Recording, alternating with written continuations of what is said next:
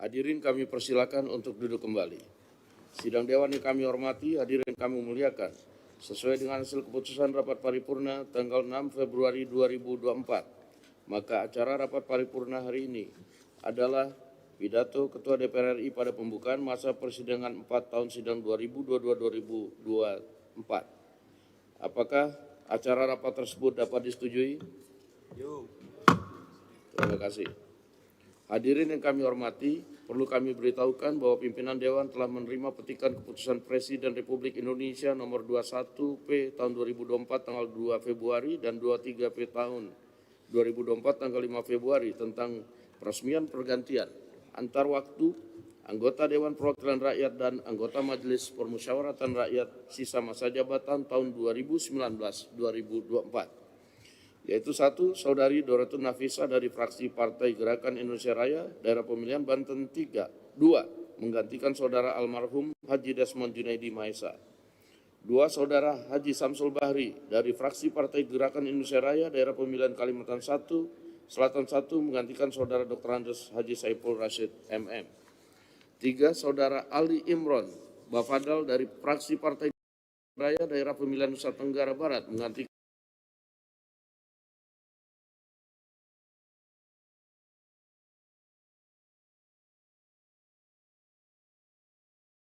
Sulawesi Barat menggantikan saudara Haji Arwan M. Aras TSKOM. Selanjutnya sesuai dengan ketentuan pasal 9 ayat 4 Peraturan DPR RI nomor 1 tahun 2020, anggota pengganti antar waktu sebelum memangku jabatan mengucapkan sumpah janji secara bersama-sama yang dipandu oleh pimpinan DPR RI dalam rapat paripurna DPR.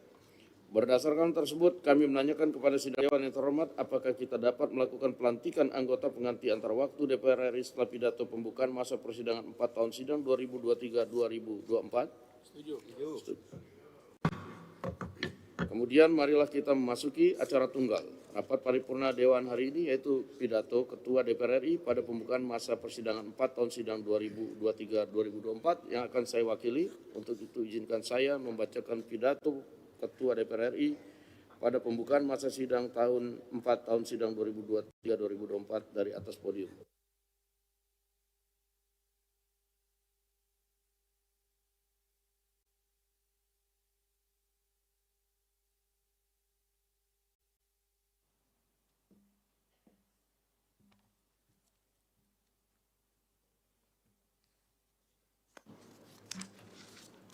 Assalamualaikum warahmatullahi wabarakatuh. Salam sejahtera bagi kita semua. Om Swastiastu, Namo Buddhaya, salam kebajikan. Yang kami hormati para wakil ketua DPR, para anggota DPR, dan hadirin yang berbahagia.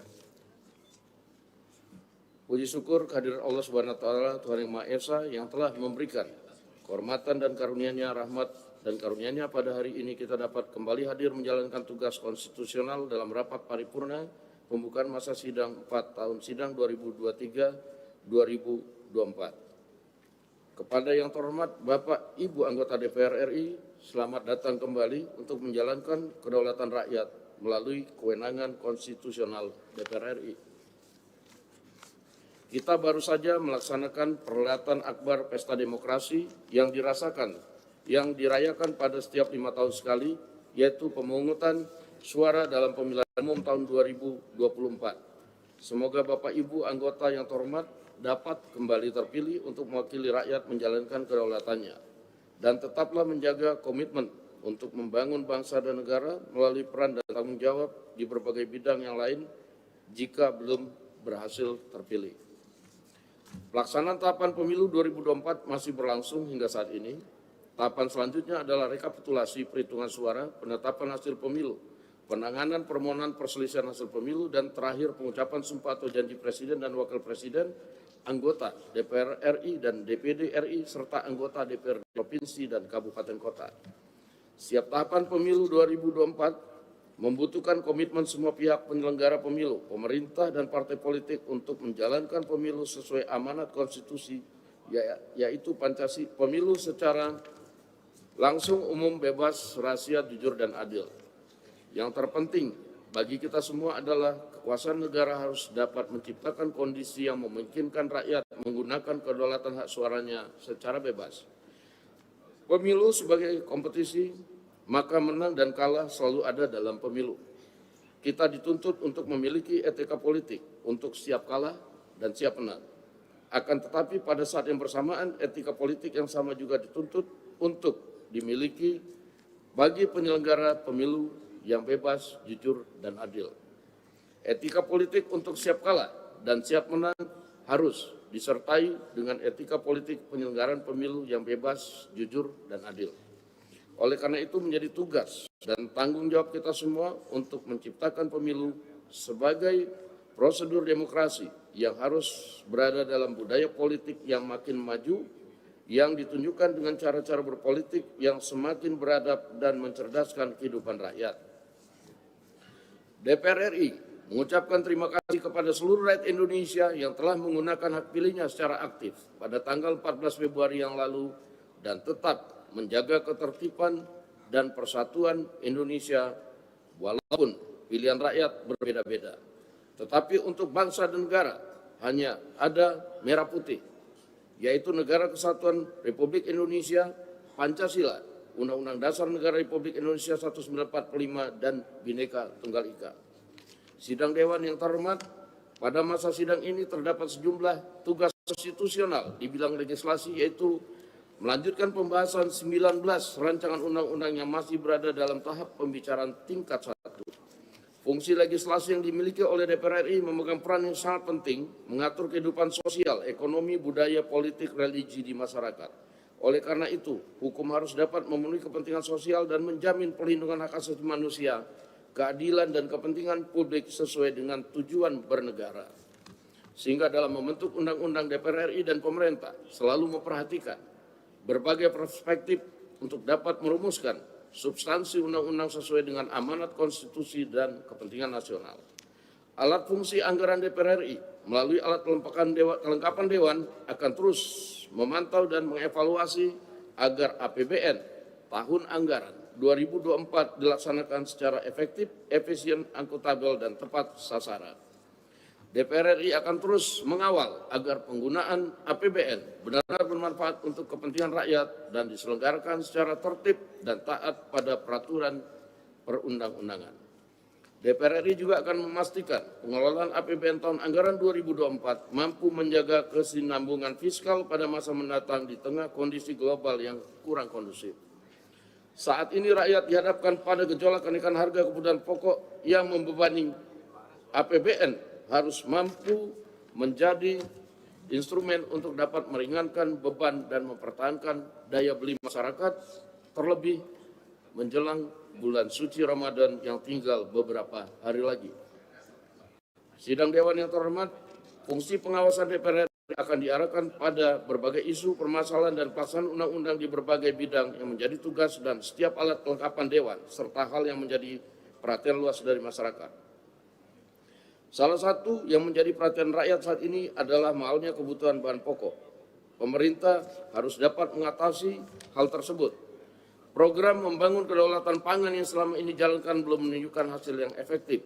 Pemerintah harus mengambil langkah antisipatif sesuai dengan peraturan perundangan untuk memenuhi kebutuhan pokok rakyat dengan daya beli yang terjangkau.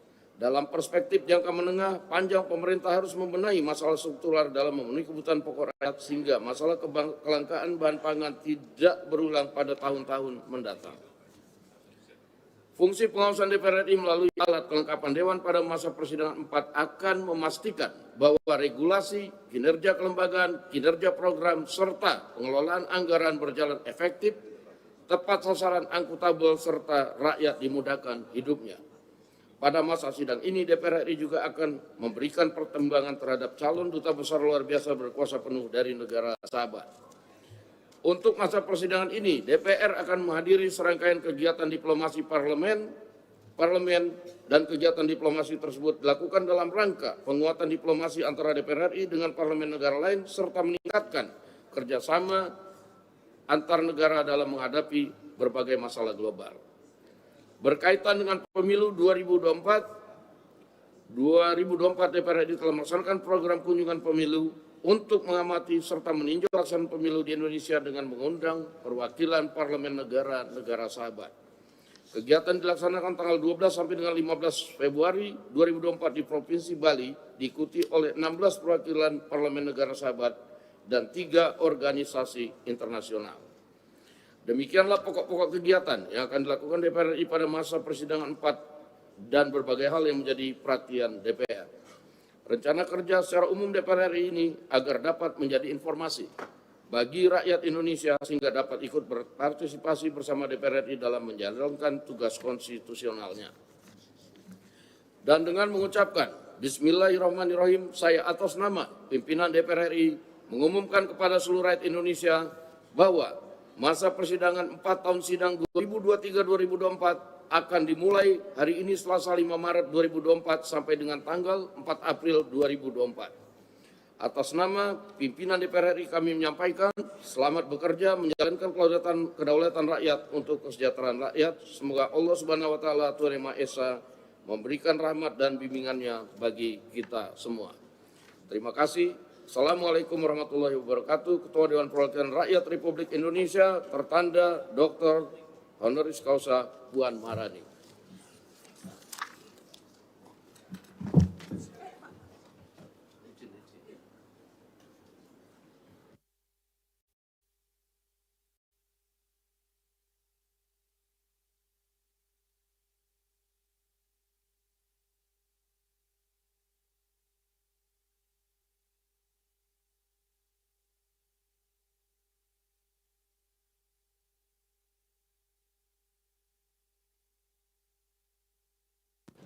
Hadirin yang kami muliakan, sebelum Sekretariat Jenderal DPR RI menyelenggarakan upacara pelantikan anggota pengganti antar waktu DPR RI, perlu kami beritahukan bahwa pimpinan DPR RI telah menerima 3 pucuk surat dari Presiden RI yaitu nomor R05 tanggal 5 Februari 2024, hal permohonan pertimbangan pemberian keluarga negara RI atas nama Saudara Ragnar Antonius Maria Orat Mangun. R09 tanggal 28 Februari 2024 hal permohonan pertimbangan pemberian kewarganegaraan RI atas nama Saudara Tom Jan Marinus Said. R10 Presiden tanggal 28 Februari 2024 hal permohonan pertimbangan pemberian kewarganegaraan atas nama Saudara Martin Vincent Paes. Berdasarkan pasal 256 Ayat 2 Tata Tertib DPR RI, rapat paripurna merupakan forum tertinggi dalam melaksanakan wewenang dan tugas DPR. Maka berkenaan dengan surat-surat tersebut, kami minta persetujuan rapat paripurna hari ini untuk menugaskan Komisi 3 dan Komisi 10 DPR RI guna membahas surat tersebut dan hasil pembahasannya dilaporkan kepada pimpinan dan selanjutnya disampaikan kepada pemerintah untuk ditindaklanjuti. Apakah dapat disetujui? Setuju. Terima kasih. Kemudian DPR RI juga sudah menerima surat R03 Pres 01 2024 yang tanggal 5 Desember 2023 sudah dibacakan pada tanggal 6 Februari pada paripurna yang lalu, hal penyampaian rancangan undang-undang tentang Provinsi Daerah Khusus Jakarta. Dengan ini disampaikan bahwa pemerintah menugaskan Menteri Dalam Negeri, Menteri Keuangan, Menteri Perencanaan Pembangunan Nasional, dan Menteri Pendayagunaan Aparatur Negara dan Reformasi Birokrasi serta Menteri Hukum dan Hak Asasi Manusia baik bersama-sama maupun sendiri-sendiri untuk mewakili pemerintah dalam pembahasan rancangan undang-undang dalam undang-undang usul inisiatif dari Balik DPR RI. Interupsi pimpinan. Nanti ya. Selanjutnya kami minta persetujuan untuk penugasan Balik DPR RI pimpinan untuk membahas interupsi hal tersebut. Apakah dapat disetujui? Terima kasih. Interupsi belakangan ya. Kita mengikuti pelantikan anggota antar waktu. Setelah itu kita kasih kesempatan kepada rekan-rekan anggota DPR yang ingin memberikan instruksi atau kemudian menyampaikan aspirasi.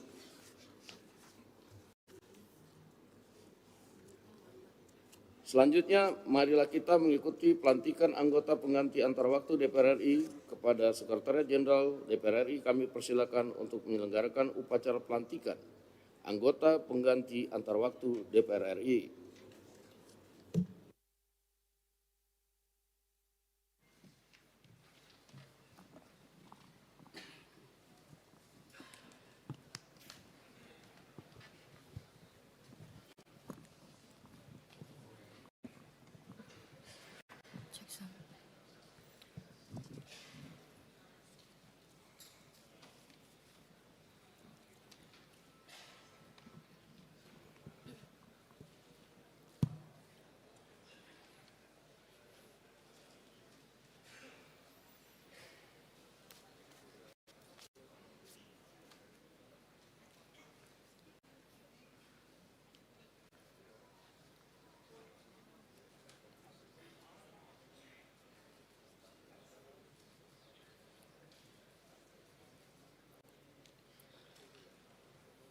Persiapan upacara pelantikan dan pengucapan sumpah janji anggota DPR RI pengganti antar waktu.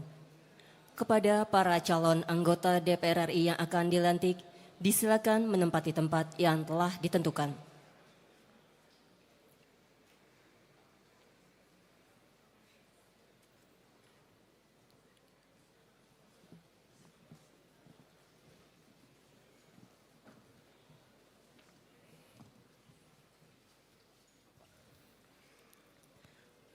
Kepada pimpinan DPR RI, disilakan menempati tempat yang telah ditentukan.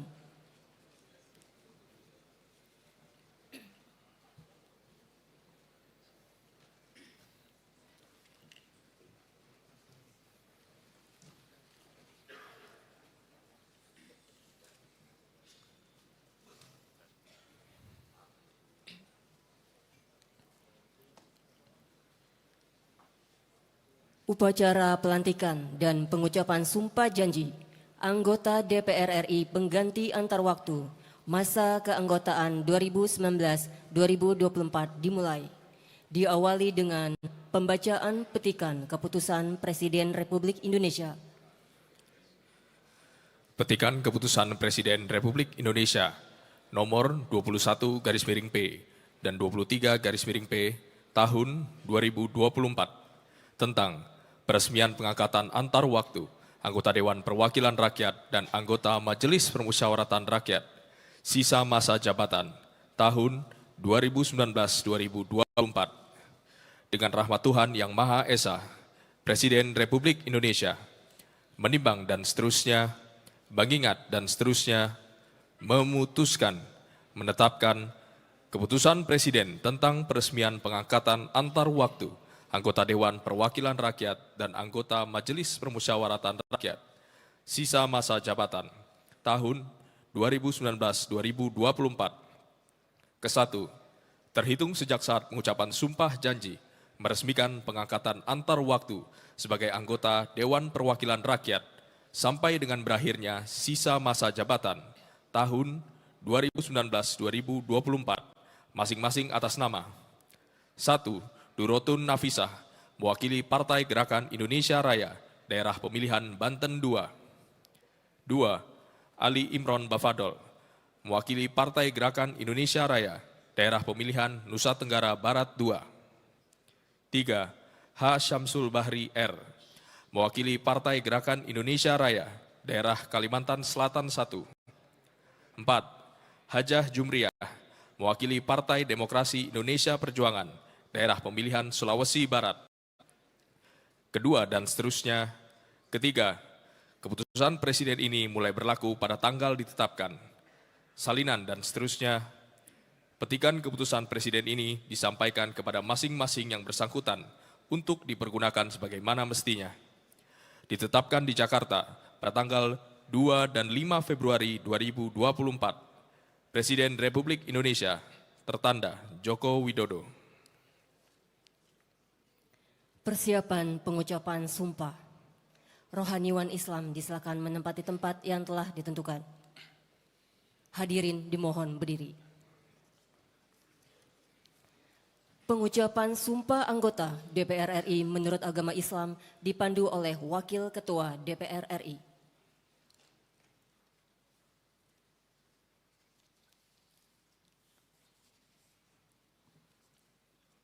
Sebelum memangku jabatan anggota Dewan Perwakilan Rakyat, saudara-saudara wajib bersumpah menurut agama masing-masing. Apakah saudara bersedia disumpah menurut agama masing-masing? Siap, bersedia. Dan saya lihat karena ini semua beragama Islam, maka saudara-saudara akan disumpah, saudara-saudari akan disumpah menurut agama Islam.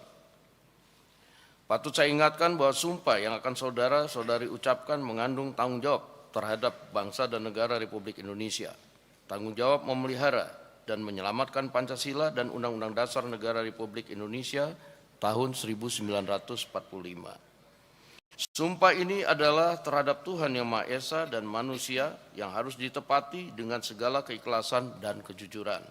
Saya harap saudara-saudara sadar dan mengikuti lafal sumpah yang akan saya pandu. Demi Allah saya bersumpah Demi Allah saya bersumpah bahwa saya bahwa saya akan memenuhi kewajiban saya akan memenuhi kewajiban saya sebagai anggota Dewan Perwakilan Rakyat sebagai anggota Dewan Perwakilan Rakyat dengan sebaik-baiknya dengan sebaik-baiknya dan seadil-adilnya dan seadil-adilnya sesuai dengan peraturan perundang-undangan sesuai dengan peraturan perundang-undangan dengan berpedoman pada Pancasila dengan berpedoman kepada Pancasila dan Undang-Undang Dasar Negara Republik Indonesia tahun 1945 dan Undang-Undang Dasar Negara Republik Indonesia tahun 1945 bahwa saya dalam menjalankan kewajiban akan bekerja dengan sungguh-sungguh demi tegaknya kehidupan demokrasi serta mengutamakan kepentingan bangsa dan negara daripada kepentingan pribadi seseorang dan golongan. Bahwa saya akan memperjuangkan aspirasi rakyat yang saya wakili untuk mewujudkan tujuan nasional demi kepentingan bangsa dan negara kesatuan Republik Indonesia.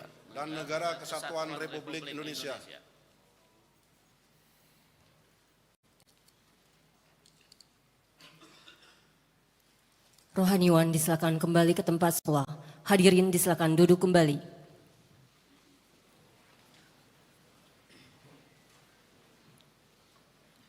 Persiapan pemberian ucapan selamat.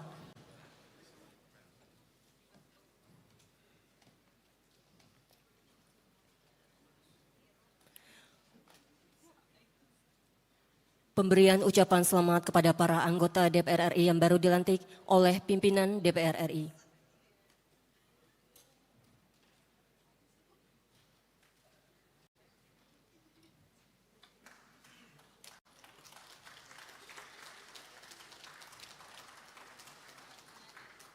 Dilanjutkan foto bersama.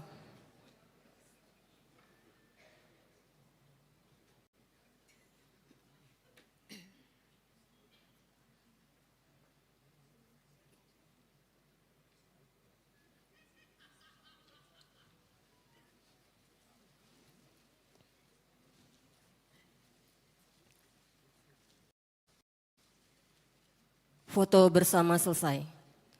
Upacara pelantikan dan pengucapan sumpah janji anggota DPR pengganti antar waktu telah selesai. Pimpinan DPR disilakan kembali ke kursi pimpinan dan para anggota DPR yang baru dilantik disilakan menempati kursi anggota.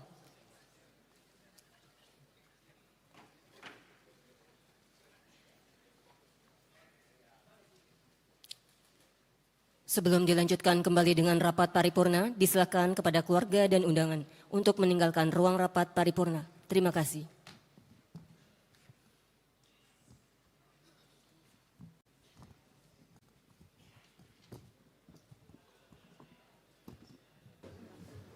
Baiklah saudara-saudara sekalian, sebelum kita menutup sidang dewan, tadi ada beberapa rekan yang mau menyampaikan aspirasi, waktu kami persilakan. Bismillahirrahmanirrahim. Assalamualaikum warahmatullahi wabarakatuh. Ketua dan anggota Dewan yang kami hormati, serta seluruh hadirin yang berbahagia, saya Aus Hidayat Nur, anggota DPR RI, fraksi PKS, Dapil Kalimantan Timur, nomor anggota A455. Ingin sampaikan aspirasi sebagian masyarakat agar DPR RI ini menggunakan hak angket untuk mengklarifikasi kecurigaan dan praduga masyarakat atas sejumlah permasalahan dalam penyelenggaraan pemilu 2024.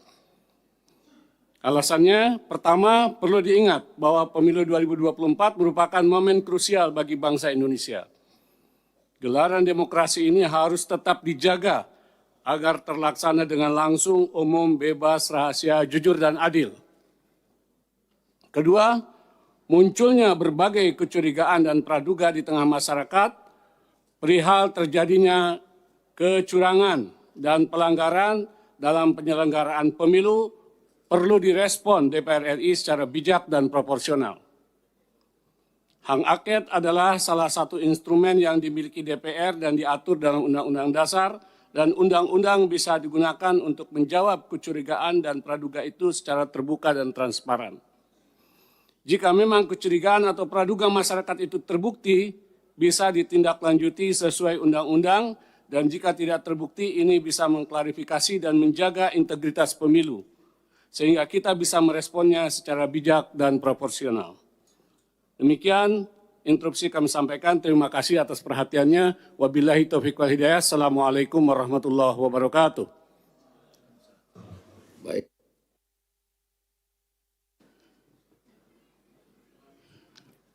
Ya.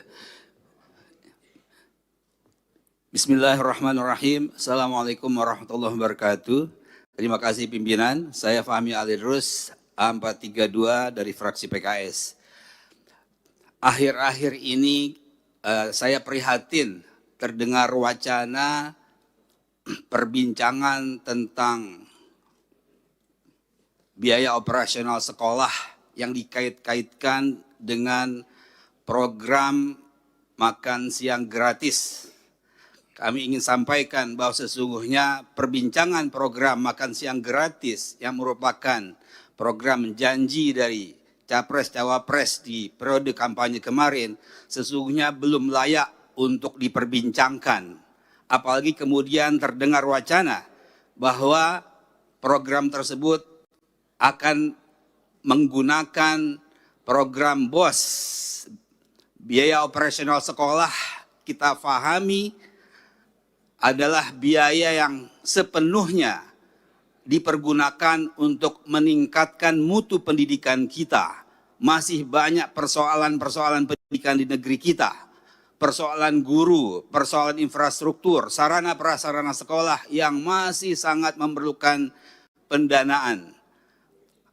Amanah 20% pendidikan, biaya pendidikan, itu benar-benar harus dijalankan sepenuhnya, dikaitkan langsung untuk meningkatkan mutu pendidikan. Oleh karena itu, kami sampaikan protes ataupun kritik, jangan sampai janji-janji kampanye yang terkait dengan makan siang gratis itu menggerus dan mengganggu atau mengutak-atik program BOS yang terkait dengan upaya kita meningkatkan mutu pendidikan.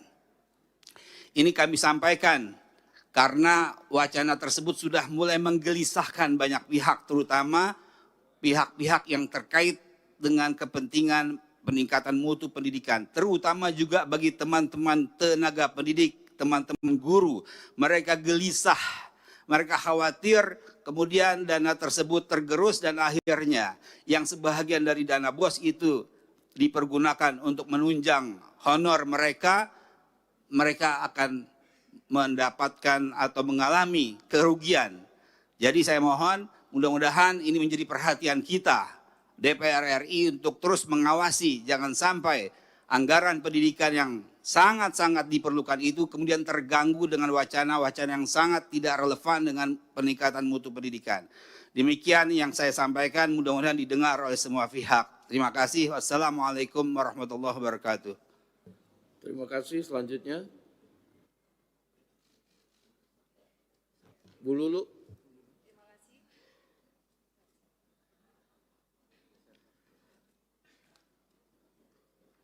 Tolong Pak Fahmi, mikrofonnya dimatikan. Ya, bismillahirrahmanirrahim. Assalamualaikum warahmatullahi wabarakatuh. Saya Nur Hamidah dari fraksi PKB daerah pemilihan Jawa Tengah 4. Yang saya hormati pimpinan DPR, Bapak Ibu anggota dan seluruh rakyat Indonesia yang menyaksikan rapat paripurna kita di pagi hari ini. Pemilu adalah perwujudan kedaulatan rakyat dan oleh karenanya tidak ada satupun kekuatan di negeri ini yang boleh merebut apalagi menghancurkan. Karena ini terkait dengan daulat rakyat, maka pemilu haruslah berdasarkan pada prinsip kejujuran, keadilan, tanggung jawab, dan etika yang tinggi. Tidak ada boleh satupun pihak-pihak yang mencoba memobilisasi sumber daya negara untuk memenangkan salah satu pihak, walaupun mungkin itu ada hubungan dengan anak, saudara, kerabat, atau relasi kuasa yang lain. Pemilu tidak bisa dipandang hanya dalam konteks hasil, Lebih dari itu, konteks proses harus juga menjadi cerminan kita semua untuk melihat apakah pemilu telah dilangsungkan secara jujur dan adil. Jika prosesnya penuh dengan intimidasi, apalagi dugaan kecurangan, pelanggaran etika atau politisasi bansos, intervensi kekuasaan, maka tidak bisa dianggap serta-merta pemilu selesai saat pemilu telah berakhir jadwalnya. Saya adalah salah satu pelaku sejarah gerakan reformasi 98. Sepanjang pemilu yang saya ikuti semenjak 99, saya belum pernah melihat ada sebuah proses pemilu yang sebrutal dan semenyakitkan ini. Di mana etika dan moral politik berada di titik minus, kalau tidak bisa dikatakan di titik nol. Ketika para akademisi, para budayawan, para profesor, para mahasiswa, bahkan rakyat biasa sudah mulai berteriak tentang sesuatu yang dianggap ada kecurangan, maka saya kira alangkah naifnya kalau lembaga Dewan Perwakilan Rakyat hanya diam saja dan membiarkan seolah-olah tidak terjadi sesuatu. Tanggung jawab moral dan politik kita hari ini adalah mendengarkan suara yang sudah diteriakkan ataupun suara yang tak sanggup disuarakan. Silent majority saya kira akan sepakat dengan kita untuk melakukan langkah-langkah konstitusional, apapun langkah-langkah itu.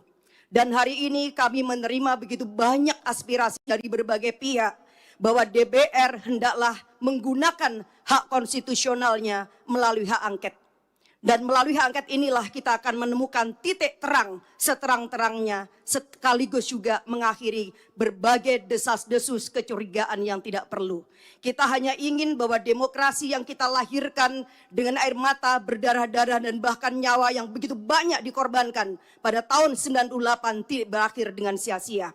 Oleh karena itu pimpinan dan seluruh anggota DPR, saya mendukung hak angket ini kita lakukan semata-mata untuk memberikan kepastian bahwa seluruh proses pemilu 2024 benar-benar dijalankan berdasarkan daulat rakyat, kejujuran, keadilan, etika yang tinggi. Karena disinilah fungsi kita yang sedang ditunggu oleh rakyat. Saya kira ini yang saya sampaikan. Sekali lagi kita tidak boleh tinggal diam, jangan pernah menjadi pengkhianat dan mengkhianatin daulat rakyat. Wassalamualaikum warahmatullahi wabarakatuh.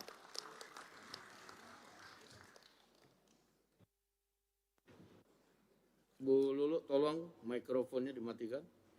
Selanjutnya Pak Slamet, kemudian Pak Herman Hairon, terakhir Pak Arya Bima. Baik, terima kasih Pak Pimpinan. Bismillahirrahmanirrahim. Assalamualaikum warahmatullahi wabarakatuh. Saya Slamet, nomor A431 dari fraksi PKS Dapil Jawa Barat 4, Kota dan Kabupaten Sukabumi. Pada kesempatan ini ingin menyampaikan tidak hanya di medsos yang beredar yang kita saksikan antrian panjang rakyat kita untuk kemudian mengantri beras, tetapi saya saksikan sendiri di dapil saya betapa antrian ini memang cukup panjang untuk mendapatkan beras murah. Tentunya ini menjadi perhatian bagi kita semuanya. Kita melalui pimpinan maka saya sampaikan mohon pemerintah hadir di sini bahwa impor beras sudah dilakukan sedemikian rupa. 2023 2 juta ton, 2024 direncanakan 3 juta ton. Tetapi apa yang terjadi, harga beras di rakyat kita, di masyarakat kita juga tidak turun. Tentunya kita sangat senang ketika kemudian harga beras ini yang harganya mahal ini dinikmati oleh petani. Yang menjadi permasalahan adalah mahalnya harga beras tidak dinikmati oleh petani kita. Di saat yang sama ada rakyat kita yang menjadi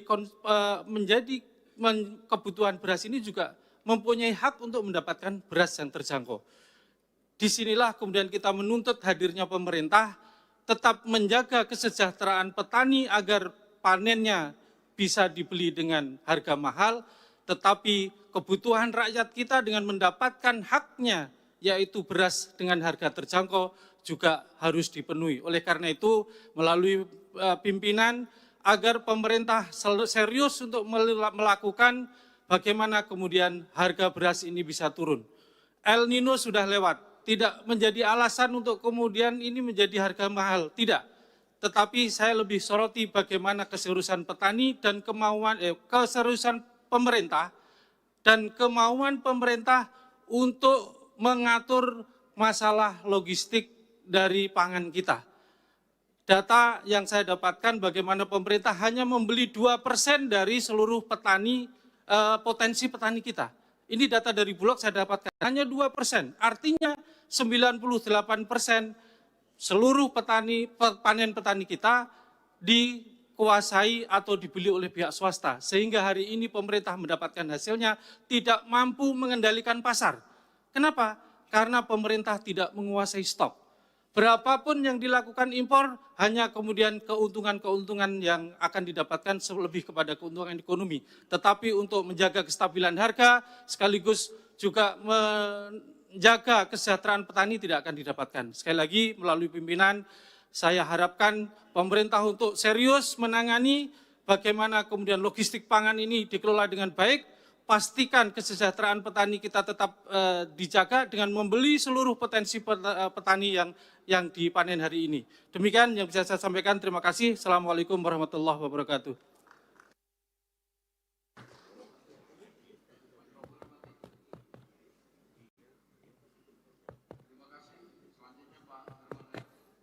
Cek.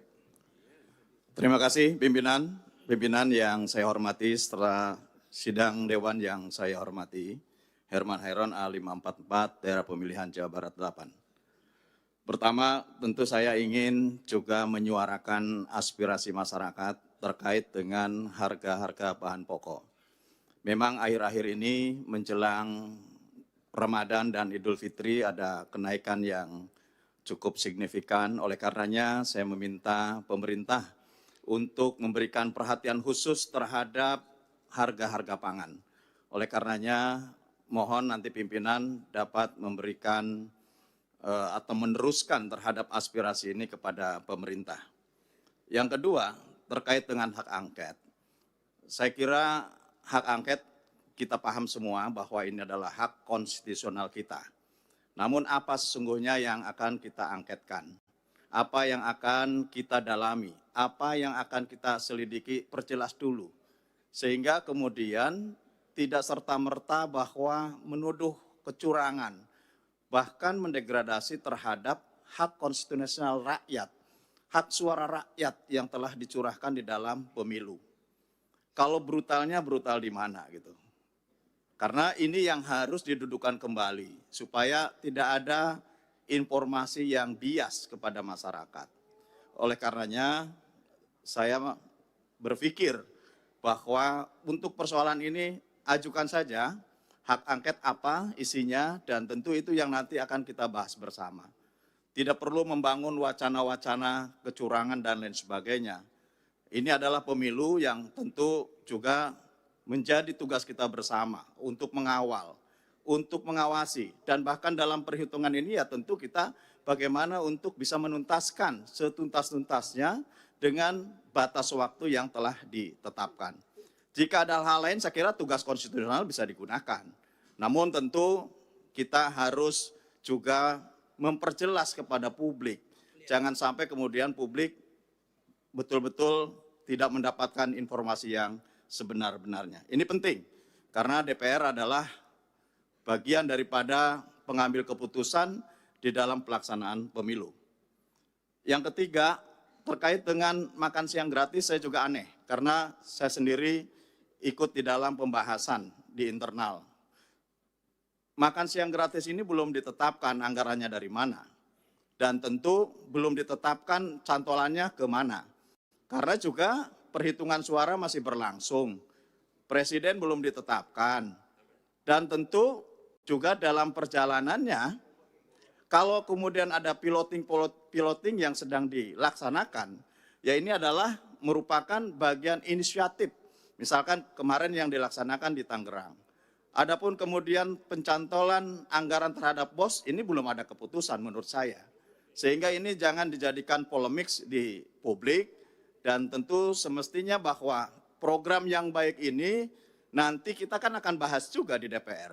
Perspektif dalam pembahasan anggaran-anggaran di pemerintahan juga akan dibahas di DPR. Oleh karenanya menurut saya tidak perlu berwacana, tinggal bagaimana ke depannya dan ini akan kita bahas bersama. Program ini bagus untuk menciptakan bagaimana ke depan menciptakan generasi-generasi yang unggul dan tentu nanti proporsinya di mana ditempatkan anggaran ini supaya tepat dan tidak mengganggu terhadap alokasi anggaran lainnya yang tentu saat ini sudah dianggap baik untuk bisa dilaksanakan atau diimplementasikan di berbagai sektor. Saya kira demikian, Ketua. Terima kasih. Baik, terima kasih. Terdata di meja pimpinan ada 3 lagi dan saya pikir cukup sampai dengan 3 lagi karena juga waktu semakin siang. Saya persilakan Pak Arya Bima, setelah itu Pak Kamarus Samad dan Pak Johan Rosihan. Setelah itu kita tutup sidang kita. Silakan. Terima kasih pimpinan. Assalamualaikum warahmatullahi wabarakatuh. Salam sejahtera untuk kita semua. Om Swastiastu, Namo Buddhaya, salam kebajikan, Rahayu. Yang saya hormati pimpinan Dewan, yang saya hormati dan saya banggakan kawan-kawan anggota Dewan. Selamat pagi, kita bertemu kembali di sini tentunya dalam keadaan lelah. Yang jadi kembali untuk periode 2024-2029, walaupun belum ada final dari perhitungan KPU, tapi tanda-tandanya sudah kelihatan, saya ucapkan selamat. Bagi yang tanda-tandanya tidak jadi, tentunya kami ikut merasakan hal-hal apa yang disampaikan kawan-kawan situasi lapangan elektoral pemilu kemarin. Kalangan rohaniwan, kalangan budayawan, kalangan cendekiawan menyerukan hal-hal yang perlu kita cermati betul untuk pemilu, pilkada maupun pemilu ke depan. Untuk itu pimpinan, kami berharap pimpinan menyikapi dalam hal ini. Mau mengoptimalkan pengawasan fungsi komisi, atau interpelasi, atau angket, ataupun apapun. Supaya pemilu ke depan, kualitas pemilu ke depan, itu harus ada hal-hal yang dilakukan dengan koreksi, mengkoreksi aturan-aturan kita, maupun mengoptimalkan pengawasan kita sebagai anggota legislatif yang tidak ada taringnya, yang tidak ada marwahnya di dalam pelaksanaan pemilu kemarin. Walaupun tanda-tanda itu sudah kelihatan sejak awal. Yang kedua pimpinan mengenai masalah perut rakyat, yaitu masalah beras. Hari ini saya membaca di media mainstream, media online, kita tidak bisa lagi menyandarkan pada pangan impor. Thailand menutup impor beras atau ekspor beras ke kita. Vietnam menutup ekspor beras ke kita. India juga demikian. Kalau kita ada defisit neraca suplai beras, kita kadang menyandarkan itu pada kebutuhan untuk kita impor. Untuk kali ini negara-negara tersebut menutup untuk melakukan ekspor beras atau untuk kita impor. Demikian juga ramalan produksi nasional kita. April baru dimungkinkan ada panen. Dari panen kemudian sampai diproduksi sampai beras itu ke pasar itu butuh 1 bulan. Berarti April, Januari, Februari, Maret, April, Mei kita akan ada bulan Ramadan dan juga Idul Fitri. Untuk itu pimpinan saya mengusulkan DPR membuat tim khusus untuk masalah perberasan nasional ini. Walaupun informasi-informasi dari pemerintah ketersediaan itu ada, tapi apakah mencukupi dan ketersediaan itu harganya terjangkau oleh masyarakat khususnya beras medium, pimpinan saya kira perlu bersikap untuk itu. Ini sangat penting karena jangan sampai krisis pangan ini berpotensi menjadi krisis sosial, bahkan sangat mungkin menjadi krisis politik, apalagi situasi-situasi pasca pemilu ini juga belum beres. Kita masih akan banyak persoalan-persoalan di Mahkamah Konstitusi. Hari ini pun di luar juga ada demo-demo.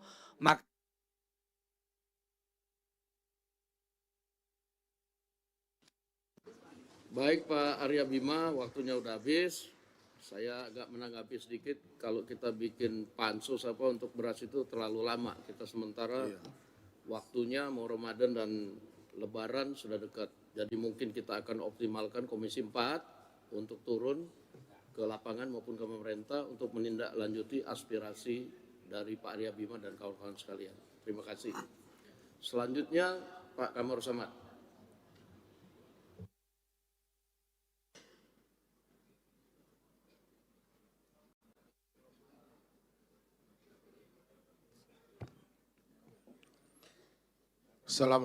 Assalamualaikum warahmatullahi wabarakatuh. Pimpinan yang saya hormati beserta seluruh anggota DPR RI, saya Johan Rosihan, A451 fraksi PKS, Dapil NTB 1, wilayah Pulau Sumbawa. Menyambung sedikit soal beras ini Pak Ketua, Alhamdulillah pekan kemarin kami Komisi 4 sudah turun ke beberapa daerah dan saya kebetulan ke Jogja, melihat beberapa kondisi gudang Bulog yang memang tiba-tiba ada beras itu. Nampak dari karungnya yang baru dan lain sebagainya.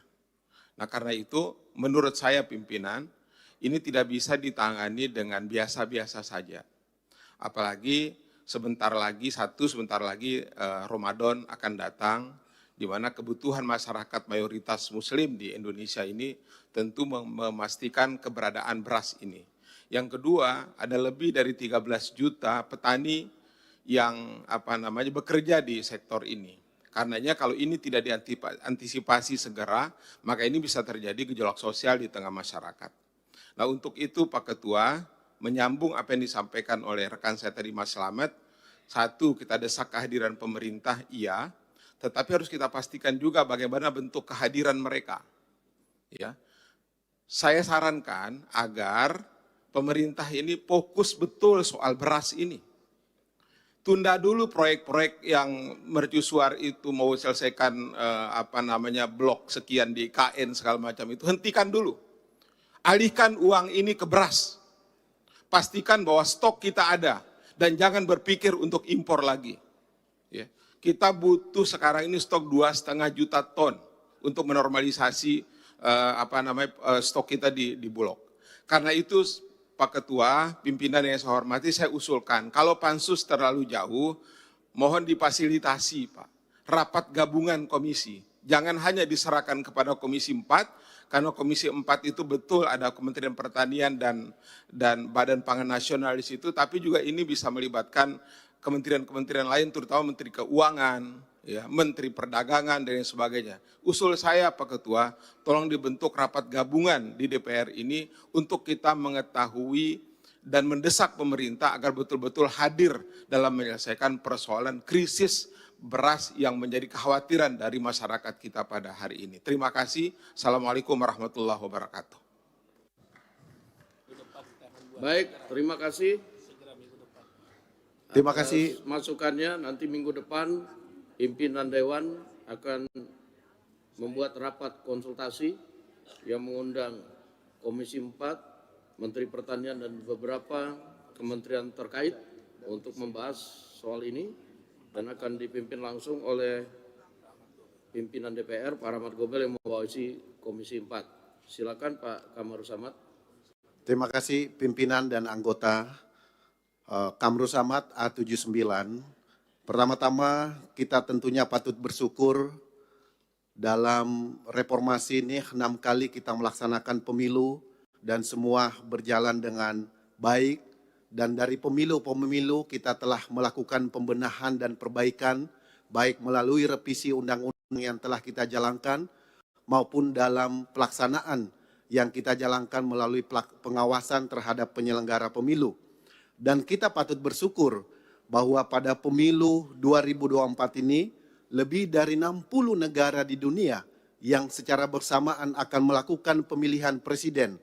Indonesia merupakan negara terbesar mencapai 164 juta partisipasi rakyat. Lebih besar daripada pemilu terakhir di Amerika yang hanya mencapai 158 juta partisipasi. Ini menunjukkan bahwa Indonesia sebagai negara demokrasi terbesar di dunia telah mampu memberikan ruang konstitusional kepada rakyat Indonesia untuk menggunakan haknya. Karena itu, kami di lapangan tentu juga mendengarkan aspirasi yang berkembang. Aspirasi yang sangat mendesak bagi mereka adalah pengangguran, penciptaan lapangan kerja, bukan hak angket. Yang diperlukan mereka justru adalah hak para sopir angkot.